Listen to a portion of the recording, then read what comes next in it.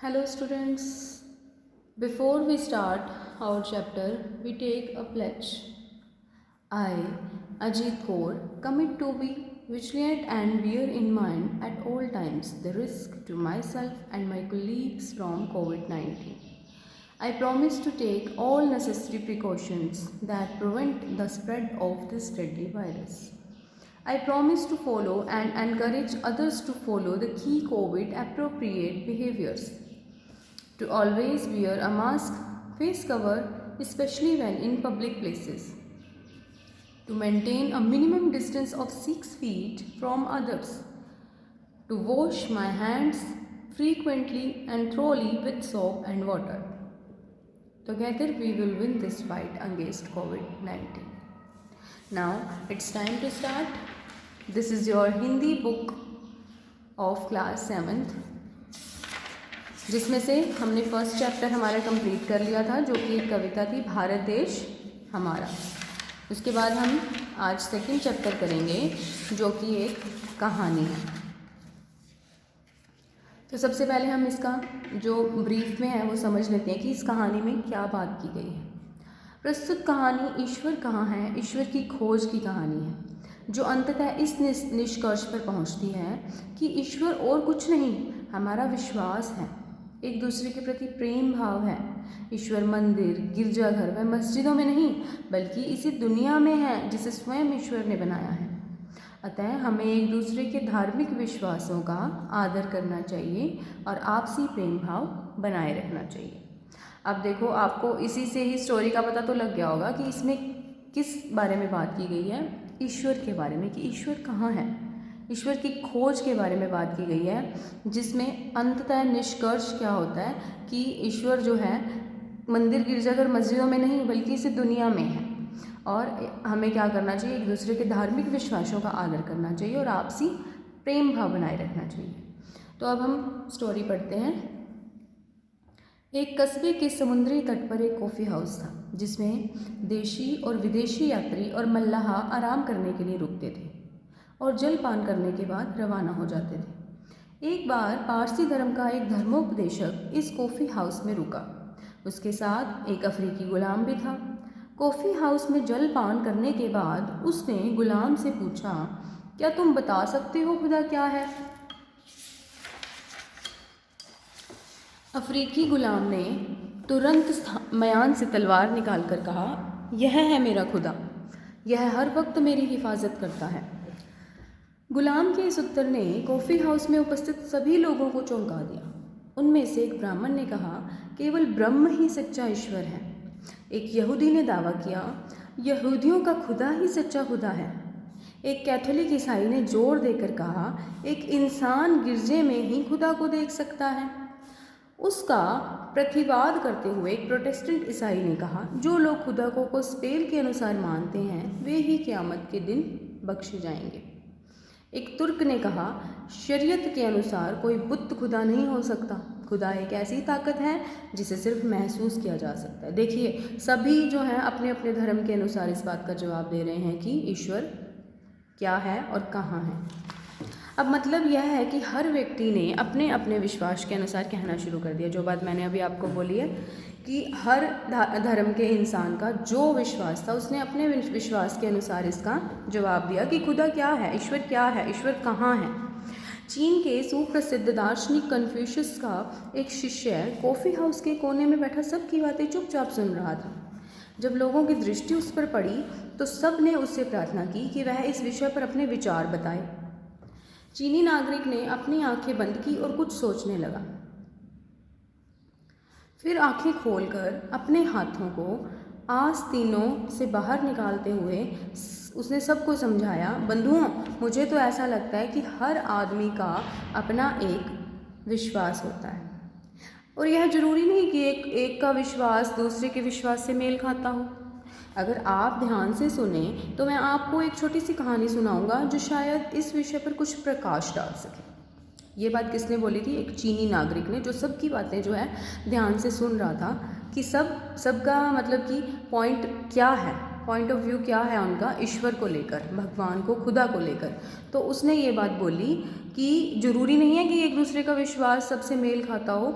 अगर आप ध्यान से सुने तो मैं आपको एक छोटी सी कहानी सुनाऊंगा जो शायद इस विषय पर कुछ प्रकाश डाल सके। तो वो जो चीनी नागरिक है वो एक कहानी सुनाना स्टार्ट करता है। वो कहता है कि मैं चीन से इंग्लैंड के एक जहाज़ में सवार हुआ था। जहाज़ दुनिया का चक्कर काट कर आया था। हमें कुछ साफ़ और ताज़े पानी की ज़रूरत थी, इसलिए हमारा जहाज़ सुमात्रा के समुद्र तट पर कुछ देर रुका था। कुछ यात्री जहाज़ से उठकर समुद्र के किनारे नारियल के पेड़ों के साए में आकर लेट गए। जहाज़ के यात्री एक ही देश के नागरिक नहीं थे, बल्कि विभिन्न देशों से संबंध रखते थे, जिनकी भाषा, धर्म और संस्कृति सब अलग थी। जैसे ही हम नारियल के पेड़ों के नीचे आराम से लेटे, एक अंधा आदमी हमारे पास आया। बाद में हमें मालूम हुआ कि यह आदमी अंधा क्यों हो गया है। दरअसल वह आदमी यह जानना चाहता था कि सूरज की रोशनी क्या है। इसके लिए वह घंटों सूरज की ओर देखता रहा। फलस्वरूप वह अपनी आंखों से हमेशा के लिए हाथ धो बैठा। तब उसने अपने मन में कहा, सूरज की रोशनी कोई द्रव नहीं है, क्योंकि अगर वह द्रव होती तो इसे एक बर्तन से दूसरे बर्तन में उड़ेला जा सकता था। न ही यह आग है।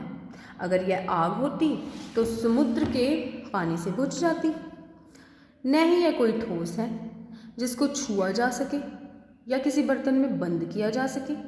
इसलिए यह न द्रव है, न आग और न ही कोई ठोस है, अर्थात यह कुछ भी नहीं है। उस अंधे आदमी के साथ एक गुलाम भी था, जिसने उसे नारियल के पेड़ों की छाया में बिठाकर एक नारियल तोड़ा, उसके बारीक रेशों की एक बत्ती बनाई और फिर उसे नारियल के तेल में भिगोया। जब यह सब कुछ कर रहा था तो अंधे आदमी ने गुलाम से पूछा, तुम यह बताओ कि क्या मेरा यह विश्वास ठीक नहीं है कि सूरज कोई चीज़ नहीं है? क्या तुम नहीं देखते कि यहाँ कितना अंधेरा है? फिर भी लोग कहते हैं कि सूरज नाम की कोई चीज़ इस दुनिया में नहीं है। फिर भी लोग कहते हैं कि सूरज नाम की कोई चीज़ इस दुनिया में है। अगर सूरज कोई चीज़ है तो वह क्या है? गुलाम अंधे आदमी को अपने झोपड़े में ले गया और उसको अपनी टूटी हुई चारपाई पर बिठाते हुए कहा, मैं यह तो नहीं जानता कि सूरज क्या है, क्योंकि इस पर विचार करना मेरा काम नहीं है। मैं तो केवल इतना जानता हूँ कि रोशनी क्या है। इस झोपड़ी के अंधेरे को ख़त्म करने के लिए मैंने एक दीपक जलाया है, जिसकी सहायता से मैं झोपड़ी में रखी हर चीज़ देख सकता हूँ। यह है मेरा सूरज। एक लंगड़ा आदमी जो छड़ी का सहारा लिए उस झोपड़ी के सामने से गुजर रहा था, उसने गुलाम की बात सुनी तो वह खिलखिला पड़ा। उसकी हंसी की आवाज़ सुनकर वह अंधा आदमी और गुलाम झोपड़ी से बाहर आ गए। तुम भी सारी उम्र अंधे ही रहोगे, लंगड़े आदमी ने अंधे से कहा। तुम इतना भी नहीं जानते कि सूरज क्या है? आओ मैं तुम्हें बताता हूँ कि सूरज क्या है। सूरज एक आग का गोला है जो रोज़ सुबह पहाड़ों से निकलता है और शाम को हमारे द्वीप से मीलों दूर पहाड़ों में छिप जाता है। हम तो हमेशा से यही देखते आए हैं। तुम्हारी आंखें होती तो तुम भी यही देखते। एक नौजवान मछेरा उनके पास आकर बोला, ऐसा लगता है कि तुम कभी अपने द्वीप से बाहर ही नहीं गए। अगर तुम्हें दूसरे द्वीपों में जाने का अवसर मिला होता, जैसे हम मछलियाँ पकड़ने के सिलसिले में दूसरे द्वीपों में जाने के अवसर मिलते रहते हैं, तो तुम जानते कि सूरज रोज़ सुबह समुद्र से निकलता है। अब देखो यहाँ पर भी वही बात है। क्वेश्चन क्या था कि सूरज क्या है। अब यहाँ पर भी सबका पॉइंट ऑफ व्यू अलग अलग है। कोई उसे बोल रहा है कि सूरज रोशनी को ख़त्म करने के लिए है। कोई जो लंगड़ा आदमी है उसने अंधे आदमी से क्या कहा, तुम तो अंधे हो, तुम्हें पता ही नहीं है। सूरज एक आग का गोला है जो रोज़ सुबह पहाड़ों से निकलता है और शाम को द्वीप से मीलों दूर पहाड़ों में छिप जाता है। और जो मछेरा है उसने क्या बोला कि तुम कभी अपने द्वीप से बाहर नहीं गए। अगर तुम्हें अवसर मिलता तो तुम जानते कि सूरज क्या है। सूरज रोज़ सुबह समुद्र से निकलता है। सबके पॉइंट ऑफ व्यू यहाँ अलग है। यहाँ की जैसे ज़रा सोचिए, इसमें कुछ बताया हुआ है कि अंधे गुलाम और लंगड़े आदमी ने सूरज को किस प्रकार प्रभाषित किया। वही बात जो मैं आपको बता रही हूँ, दोनों ने अलग अलग तरह से प्रभाषित किया। आपको किसकी बात सबसे अधिक सही लगी? आप भी ये विचार करना कि आपको किसकी बात सही लगी। क्या लंगड़े आदमी ने, जो अंधे गुलाम और लंगड़े आदमी ने सूरज को किस प्रकार प्रभाषित किया? गुलाम की बात या लंगड़े आदमी ने? किसकी बात आपको सही लग रही है? यहाँ पर किसने सही बोला है सूरज के बारे में? आज के लिए हम कहानी इतनी पढ़ेंगे, बाकी की हम नेक्स्ट वीडियो में पढ़ेंगे। इसका हम थोड़ा सा ये देख लेते हैं, जो जो हमारे कठिन शब्द बीच में आए थे, जैसे कस्बा छोटा शहर, ब्रह्म, ब्रह्म क्या है? जगत की उत्पत्ति की मूल शक्ति, द्रव तरल पदार्थ, द्वीप स्थल का वह भाग जिसके चारों ओर पानी हो। प्रोटेस्टेंट, पीछे आया था ना एक वर्ड ईसाई, प्रोटेस्टेंट एक ईसाई संप्रदाय जिसे मार्टिन लूथर ने रोमन कैथोलिक पोप के विरोध में 16वीं शताब्दी के यूरोप में चलाया था। मल्लाह, नाव चलाने वाला, मल्लाह ना, रोशनी यानी प्रकाश। ठीक है, इतने ही आए थे, अभी बाकी वर्ड्स में आपको आगे करवाते हैं। आज के लिए इतना इस वीडियो में, बाकी का हम हमारी नेक्स्ट वीडियो में करेंगे। Okay, thank you class.